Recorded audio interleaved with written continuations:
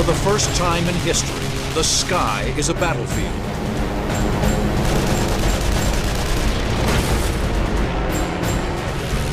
In World War I, brutal air combat with wood and canvas biplanes forges a new kind of warrior. The dogfighter. In the freezing air at 15,000 feet, these fearless pilots duel to the death in dizzying aerobatic combat. Now, you're in the cockpit as the first dogfighters invent aerial warfare. Experience the battle. Dissect the tactics. Relive the dogfights of World War I.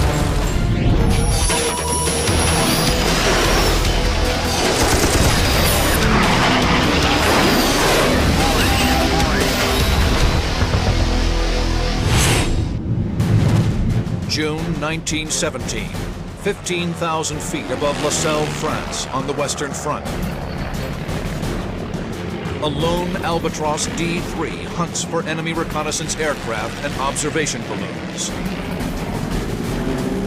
An icy 100-mile-per-hour wind stings exposed skin as the pilot searches the sky. He is 21-year-old Ernst Udet, destined to become a top German ace. Second only to Manfred von Richthofen, the Red Baron. Here's someone who, by his own admission, had no qualms whatsoever about going head-to-head with an opponent in the interest of making the opponent flinch first. Not long into the mission, Udet spots something. From the west, a small dot approaches fast. At first, small and black, it grows quickly as it approaches. A Spad, an enemy fighter.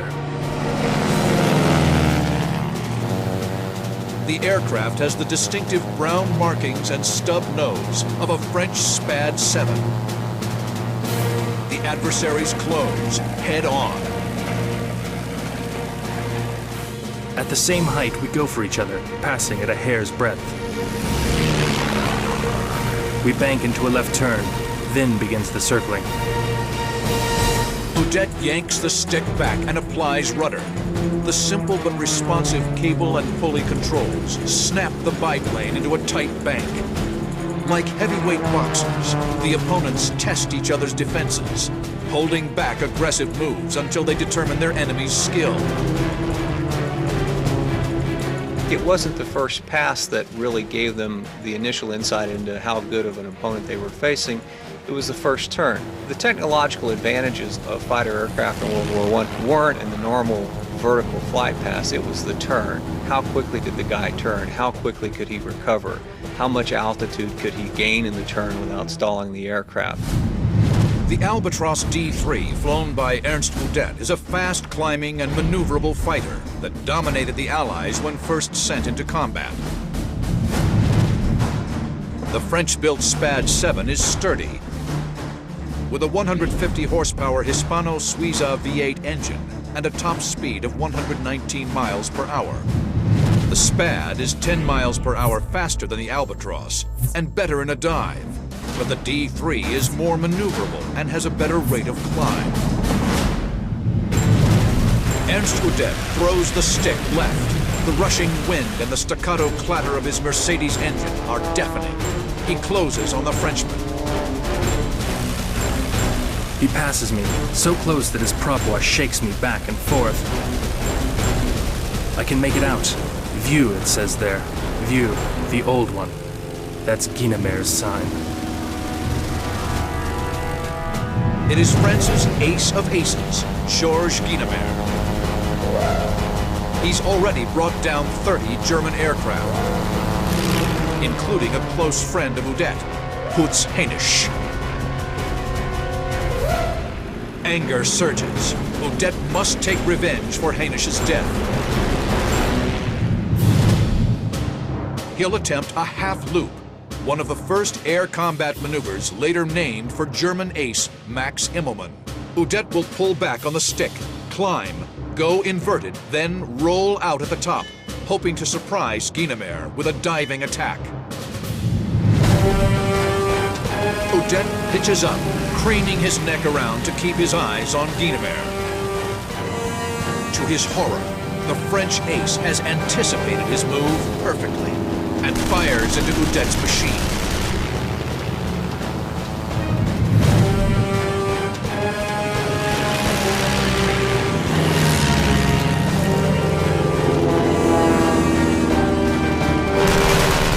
Metallic hail rattles through my right wing plane and rings out as it strikes the struts. Udet reacts through sheer instinct, choking back the panic while struggling to regain the advantage.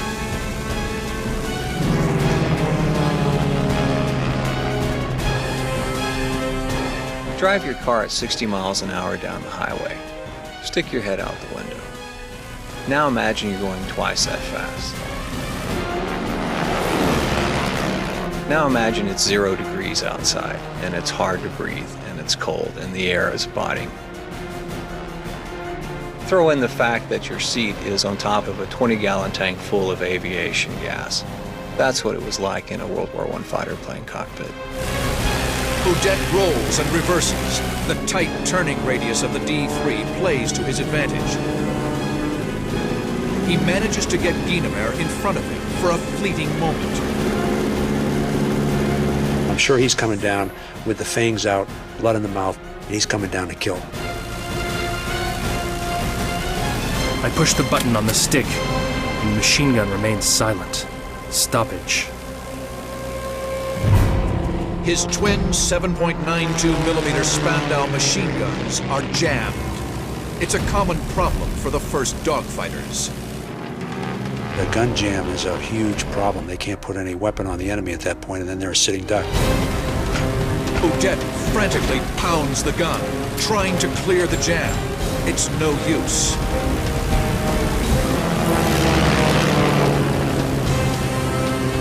At that point, he was just a target for Guynemer, so he was doing a lot more wider circling, a lot more climbing, trying to stall the plane, doing things that were much more evasive. Udet and Guynemer roll right and pull into each other again. With his left hand, Udet tries to work the round through his machine gun.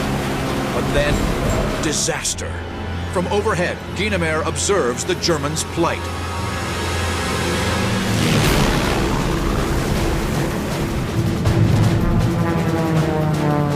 Now he knows what gives with me. He knows I'm helpless prey.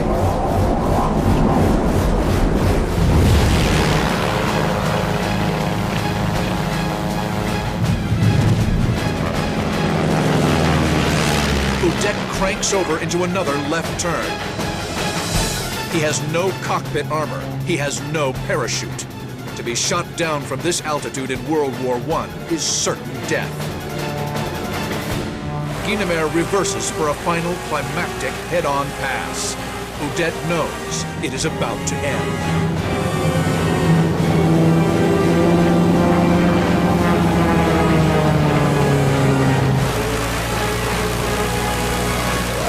He skims over me, almost on his back. Then it happens. He sticks out his hand and waves to me, waves lightly, and dives to the west in the direction of his lines. I fly home. I'm numb.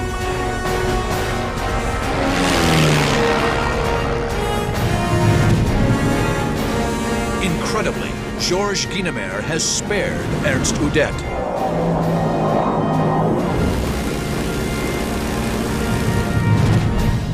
There are people who claim Guynemer had a stoppage himself then.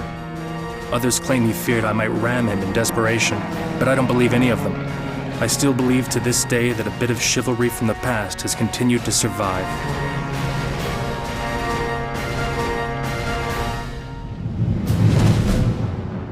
Pilots like Ernst Udet and Georges Guynemer had benefited tremendously from technological improvements that had taken place in the 3 years since the start of the war. World War I started 11 years after the Wright brothers flew at Kitty Hawk. When the conflict began, the aircraft that were used were nothing but glorified kites, powered with today what wouldn't even be a decent motorcycle engine. Air combat first developed around observation aircraft sent into enemy airspace to spot artillery or track troop movements.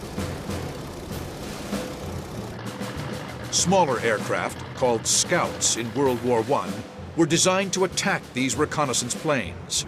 Essential to this mission was the use of forward-firing machine guns, first added to scout planes in 1915. For the first time, you can use the airplane as a platform. You point your airplane at your target and fire. And so it's far more accurate than trying to fire to the side or behind or that sort of thing. The enemy soon sent up their own scout planes to protect the reconnaissance aircraft. And by the winter of 1915, dogfights became a fixture in the skies of World War I. German ace Werner Voss is a master of this new form of combat, racking up 48 kills by the fall of 1917. September 23, 1917. Werner Voss, flying a prototype Fokker triplane, wings into battle over the Ypres salient in Belgium. 15 miles to the southwest, 6 British SE-5s patrol the skies over the front. Soon, they will meet Werner Voss in battle. He will pit his Fokker triplane against the very best of the British Royal Flying Corps in one of the most famous dogfights of World War I. September 23, 1917. 6 British SE-5 fighters cruise over the Western Front near Houten, Belgium. The SE-5s are B Flight of 56 Squadron. They are led by Captain James McCudden, Britain's ace of aces. B Flight descends through a thick overcast at 9,000 feet.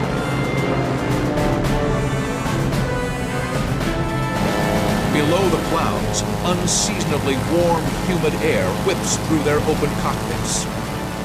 They were looking for either fighter aircraft from the opposing side or to find an observation aircraft that was trying to take pictures on their side. Flak bursts menacingly around them. The first anti-aircraft guns were nothing but field artillery, modified to fire vertically. McCudden quickly spots a German DFW, a 2-seat reconnaissance aircraft. The German is below B Flight and directly in front. McCudden pitches over into a dive to make a lightning-quick attack run. At 50 yards, he opens fire with a Lewis machine gun mounted on the top wing.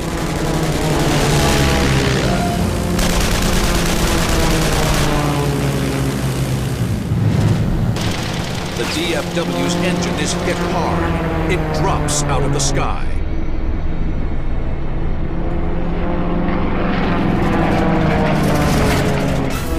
But as B Flight pulls up, McCudden spots something in the distance. We saw ahead of us, just above Polkapelle, an SC half spinning down, closely pursued by a silvery blue German triplane at very close range. The SE-5's tormentor is German ace Werner Voss.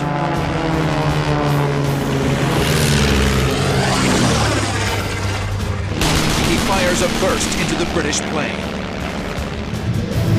B Flight looks on. The wounded SE-5 trails thick black smoke as Voss engages a second SE-5. Effortlessly, the triplane pitches up, wings over, and drops onto the SE-5's tail.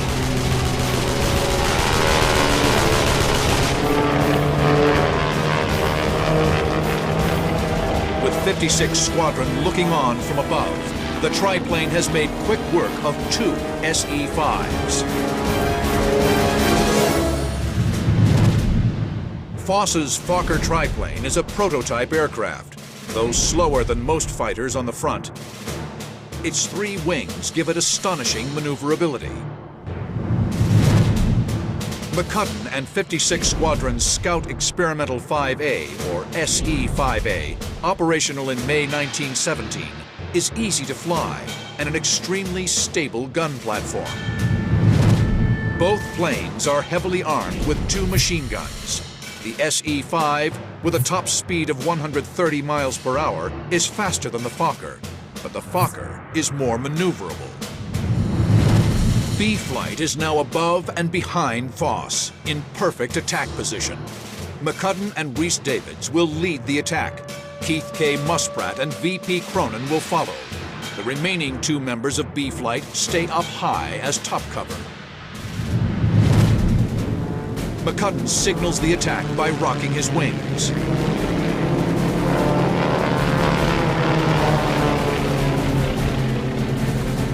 And it was at that point that one of the epic dogfights of World War I began. Down we dived at colossal speed. I went to the right, Rhys-Davids to the left, and we got behind the German triplane together. Confident of an easy kill, McCudden and Rhys-Davids open up. But Voss is anything but an easy target. He's been trained in the Dicta Bolka, the first codified air combat tactics, laid down in 1916 by German ace Oswald Bolka. Rule 5 states you should always turn into your enemy's attack and put him on the defensive. Voss will boot hard right rudder and spin his machine around 180 degrees. The bizarre maneuver takes advantage of the triplane's stunning agility. The German pilot saw us and turned in a most disconcertingly quick manner. Not a climbing nor Immelmann turn, but a sort of flat half-spin.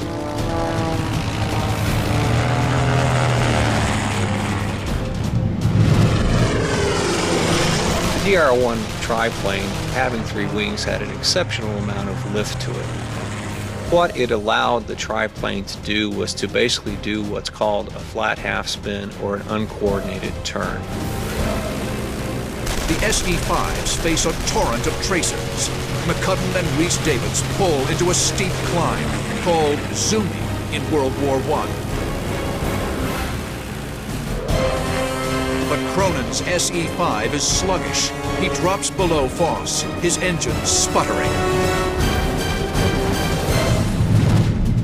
McCudden, Rhys-Davids, and Muspratt are here, above Voss.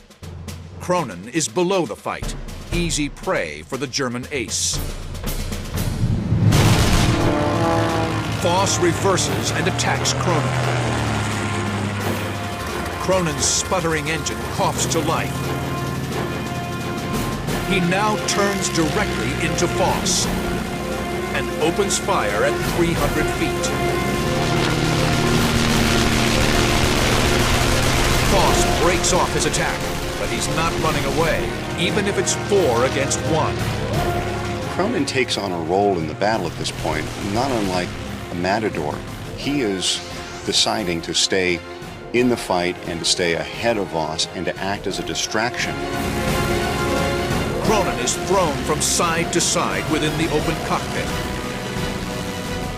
I don't know how many times I got in a burst head on, then dived in under him while all the while he was drilling at and into me.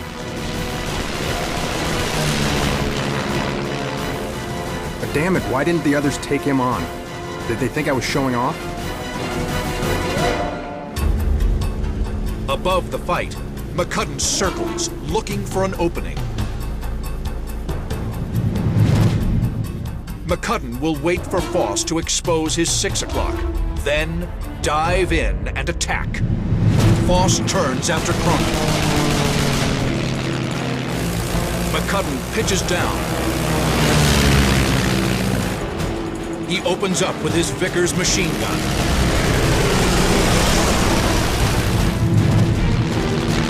But in the blink of an eye, Voss reverses, returning fire with his twin Spandaus. McCudden hurtles past, then zoom climbs.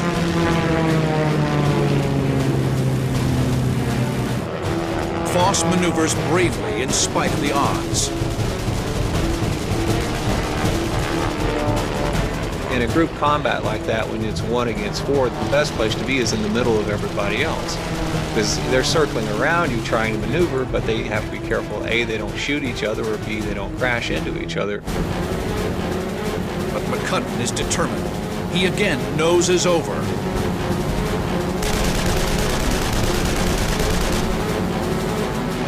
No sooner do McCutton's guns spark to life than Voss pulls his nose to bear.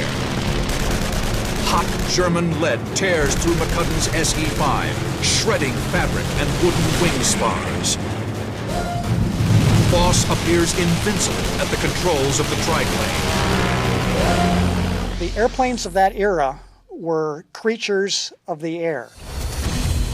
You felt every input that you gave to the controls. You had cable connections to the ailerons, the rudder, the elevators. Not at all like today, where we have fly-by-wire jets where you move a control stick 1/8 of an inch and you get a knife-edge flight all of a sudden. Voss's mastery of his machine finally catches up to VP Krona. His SE-5 has taken severe damage. He finally got too close to me, and I resorted in desperation to the old method of shaking a pursuing machine. He puts his aircraft into something that looks like a spin, almost as if he's either been incapacitated or the aircraft has been somehow disabled. After a couple of revolutions, it appears that Voss actually buys it and lets him fly away.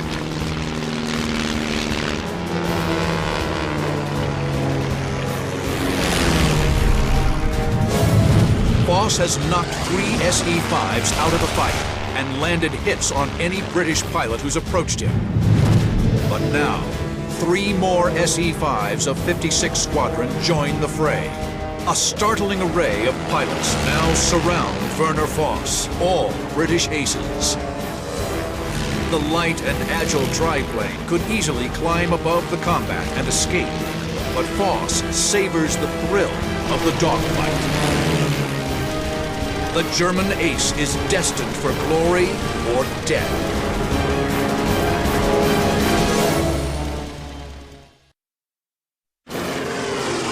September 23rd, 1970. In the midst of a wild melee, famed German ace Werner Voss holds his own against no less than 6 top British aces. Voss savors the combat, superbly demonstrating the lethal effectiveness of his prototype Fokker triplane.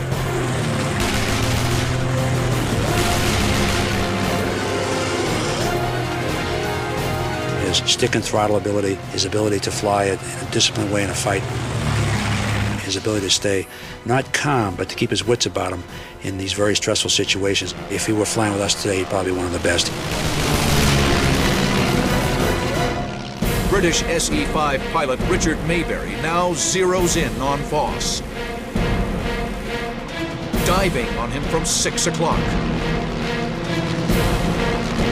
Voss breaks right to shake him off, but Mayberry is not thrown. At this point in the battle, things get very complicated and very confused.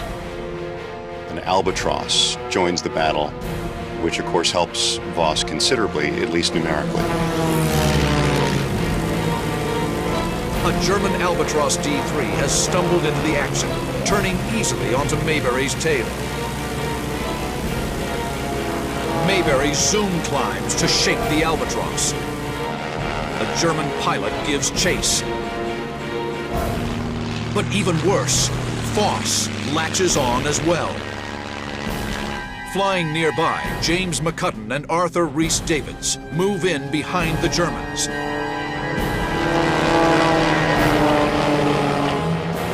And for a moment, the battle is transformed into a wild, twisting tail chase. The Germans are sandwiched between the British. The Albatross pitches up, zooms, then drops in behind McCutton and Rhys-Davids. The German yanks the stick back. The gut-churning loop puts him squarely behind the British.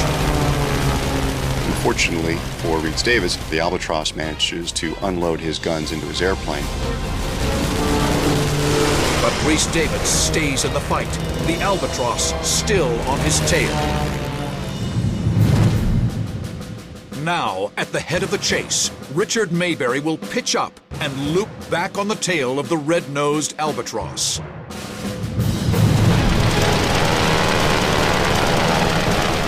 Mayberry yanks the stick back, throwing his SE-5 into a dizzying acrobatic maneuver. He fires from point-blank range. The wounded Albatross plummets. Voss is alone once again. He zooms, distancing himself from the slower climbing SE-5s.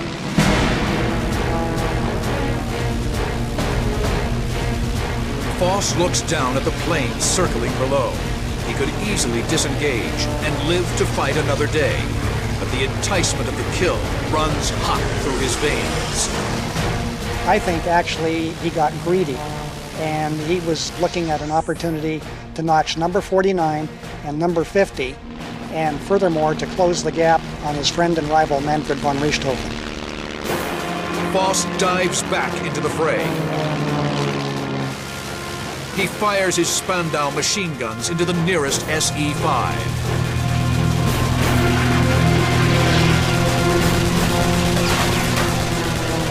Its engine pummeled. The British pilot dives out of the fight. The dogfight rages above no man's land. Voss handles the triplane superbly, pumping rounds into each of the attacking SE-5s. But it isn't enough. The thing that's unfortunate for Voss is that he never really put enough planes out of commission to gain any sort of advantage. All the bullets he put into all those planes, he never drew a drop of blood from any of those opponents. To the British, Voss seems invulnerable. The triplane was still circling round in the midst of 6 SEs who were all firing at it as opportunity offered. And at one time I noted the triplane in the apex of a cone of tracer bullets from at least 5 machines simultaneously, and each machine had 2 guns.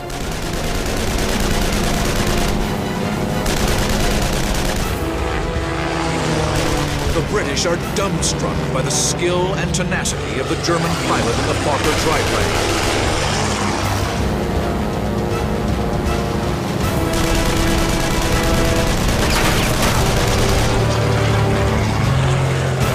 But Werner Voss's luck is about to run out. Voss is here. British ace James McCudden is here. They'll streak in, head on. But Voss doesn't see another SE-5 coming in from the side. The SE-5 on the side watches the merge. Then opens fire.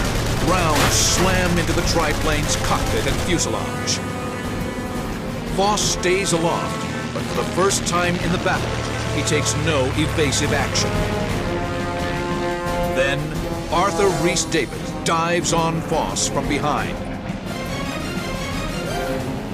He empties his Vickers machine guns into the triplane.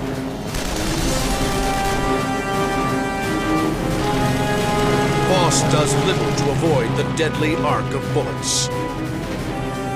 Given how much he straightened up and how the ferociousness of his maneuvering had abated, that he was wounded, and he was probably starting to have some difficulty maintaining consciousness. Rhys-Davids fires another burst into the triplane, then pulls up.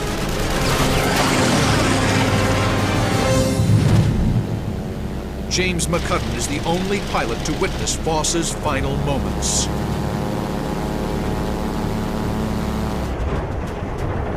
When I next saw him, he was very low.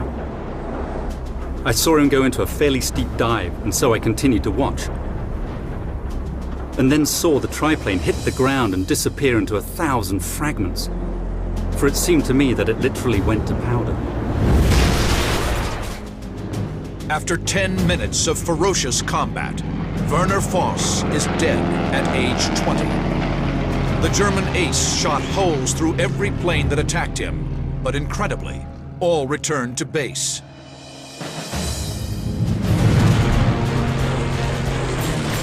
As long as I live, I shall never forget my admiration for that German pilot. His flying was wonderful, his courage magnificent, and in my opinion, he is the bravest German airman who it has been my privilege to see fight.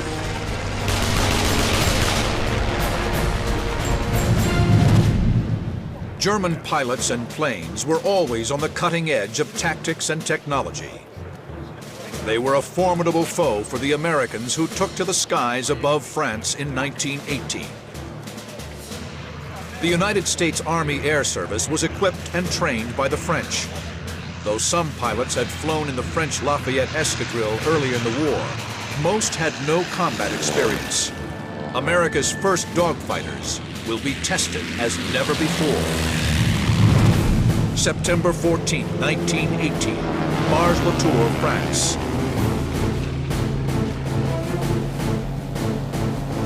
American pilot Arthur Raymond Brooks, in a formation of 6 SPAD 13s, patrols over the Western Front.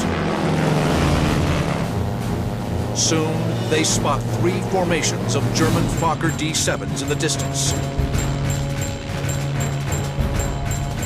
The Americans move in. Instinctively, Brooks checks 6 and sees a formation of 12 enemy Fokkers.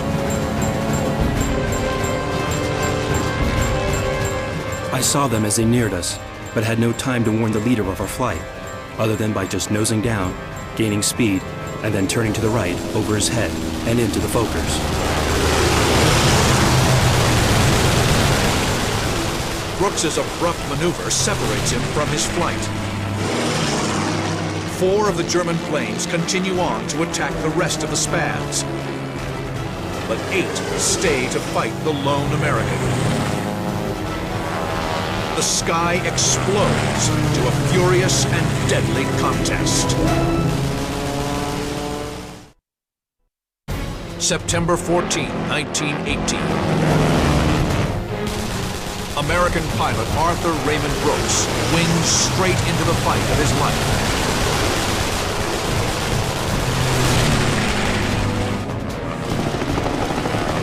He's surrounded by 8 German Fokker D-7s.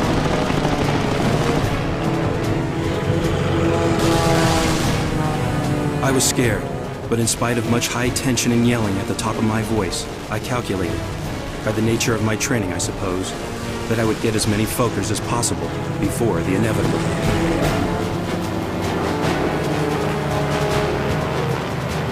Brooks is up against a lethal adversary, the Fokker D-7.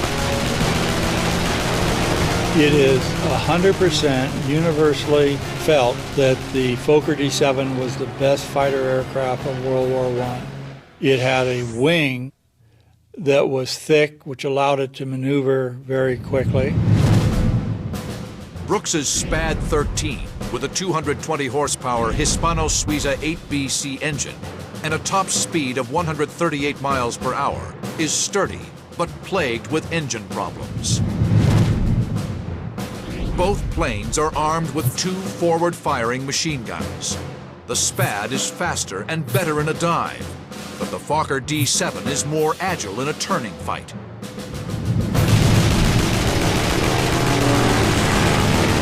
Brooks initiates violent evasive maneuvers, skidding, looping, and diving, anything to prevent the circling Fokkers from getting a clean shot. In the heat of the fight, Brooks was probably alternating between panic and the coolness of desperation. His mind was fixed on a number of things at once. Adrenaline surges as he fights to stay alive amid the chaos of swirling airplanes. Suddenly, one Fokker dives towards him in a head-on pass. Desperate to save fuel and ammunition, Brooks heads directly at the Fokker, intent on ramming the German.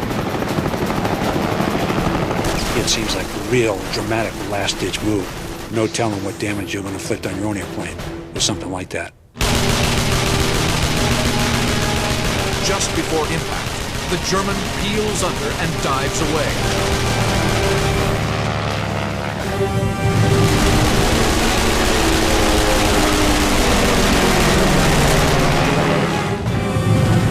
Brooks reverses. To survive, he must keep moving. Another Fokker bores in head-on.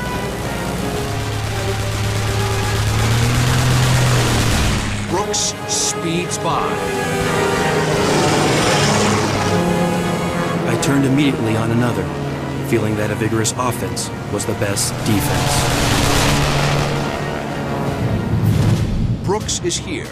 A Fokker is firing on him here. In this kind of dogfight, Brooks must take a shot at every opportunity. As the German dives on him, Brooks will skid out of the stream of bullets. Then, when the Fokker passes underneath, Brooks will roll over the top of his enemy and bring his guns to bear. The German bores in. Brooks pulls hard back on the stick. The Spad leaps skyward. I had just enough time to dip enough to see his features before I fired incendiaries, and he was aflame.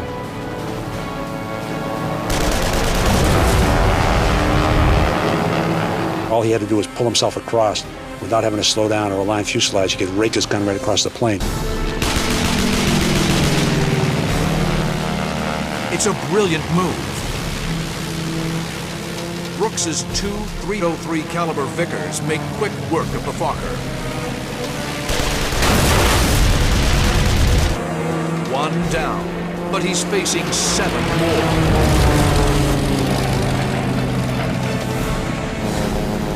Brooks spots a Fokker at 2 o'clock, starting a pass.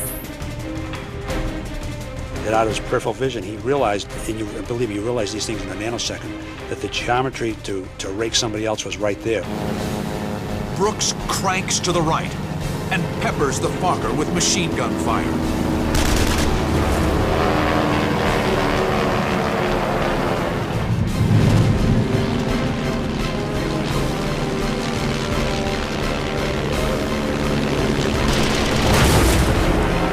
Two down.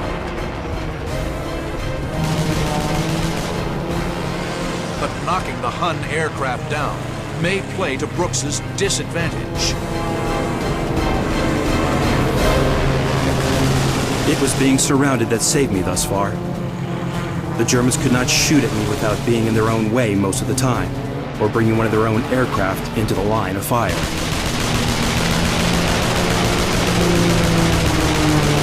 The Germans just saw 2 of their squadron mates go down. They're angrier now. In terms of flying more aggressively, I'm sure it's like we're going to finish this SOB right now. The 6 other Fokkers drone in like angry hornets, determined to knock the Spad out of the sky. September 14, 1918. American pilot Arthur Raymond Brooks has knocked out 2 German Fokker D-7s.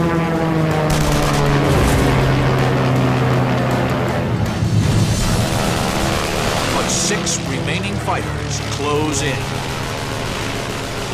Brooks must stay aggressive and constantly on the move, never remaining a stationary target for long. One of the things we typically do when in an outnumbered situation, you want to switch a lot. You know, work on it and switch back to somebody else. White tracer ribbons could cut through between my wings often, so close that if I reached out my hand, the stream of bullets would have cut it off. Brooks pitches up to evade another attack, but as he rolls over the top, his engine sputters. His prop windmills slowly. He's run out of fuel in his main tank. He switches to the auxiliary tanks located in the center section of the top wing.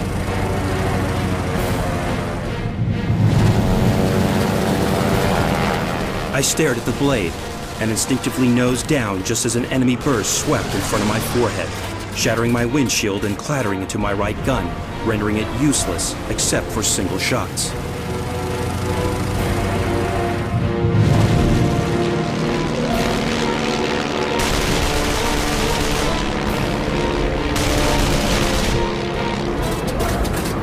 He's in what's called the outer stratosphere of tension and anxiety and fear. In this environment, you don't have time to think. Too much is going on that's very heavy, so you're reacting. What happens is you fall back to your level of training in a situation like this. Brooks manages to restart the engine. As he dives for airspeed, he gets lucky.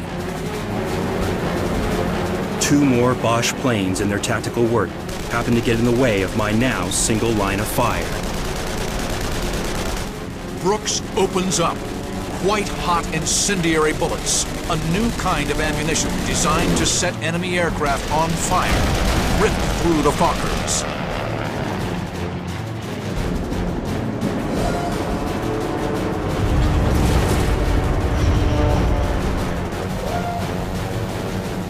This was still too much attention to suit me.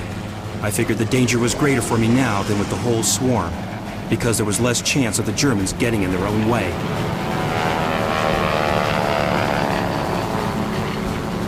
Brooks decides to exploit the only advantage his SPAD 13 has over the Fokker D7, diving speed.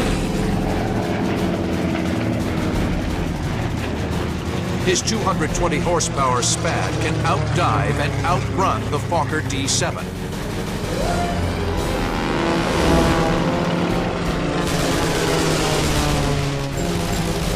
He bobs and weaves as the Germans lob tracers at him.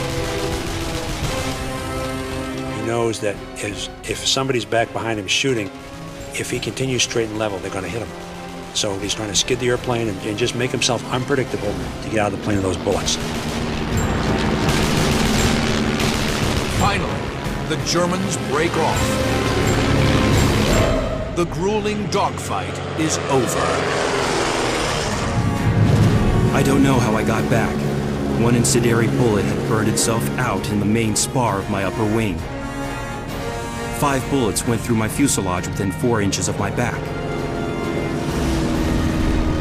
Holes were scattered all over my poor SPAD. The aircraft had to be salvaged.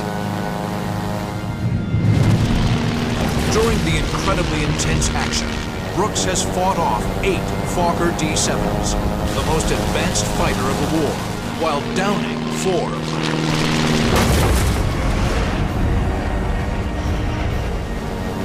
It's a stunning achievement, but under the victory rules of the day, Brooks is only credited with 2 kills.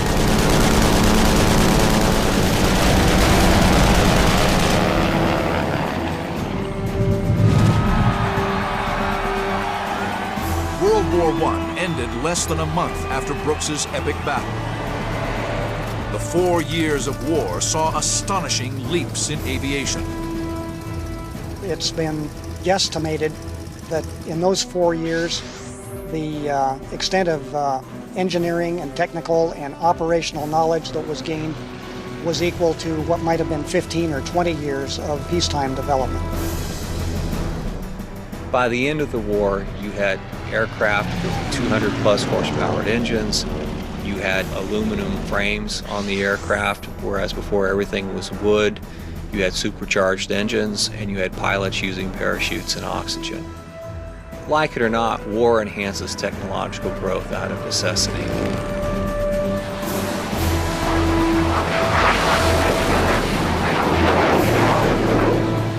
Modern-day fighter pilots streak into battle, sheathed in electronics and armed with incredible weapons that strike beyond the horizon. But these modern warriors are indebted to the men who flew in open cockpits and fought their foes face to face, inventing the dogfight.